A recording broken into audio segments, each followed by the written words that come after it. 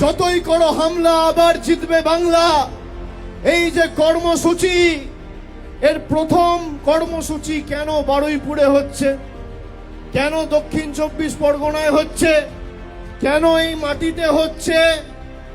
তার কারণ আমরা যখন কোনো শুভ কাজে বেরোই তখন মা বাবার আশীর্বাদ নিয়ে বেরোতে হয়।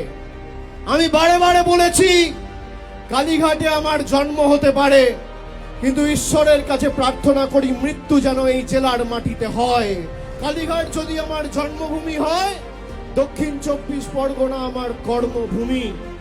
তাই আপনাদের সকলের আশীর্বাদ নিয়ে, ভালোবাসা নিয়ে আজ থেকে এই লড়াই শুরু করলাম বাংলার মাটিতে।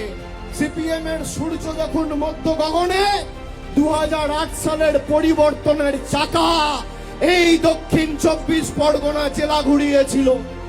তাই আজকে প্রথম সভা দক্ষিণ 24 পরগনা জেলায় বারুইপুরের মাটিতে। জয় বাংলা।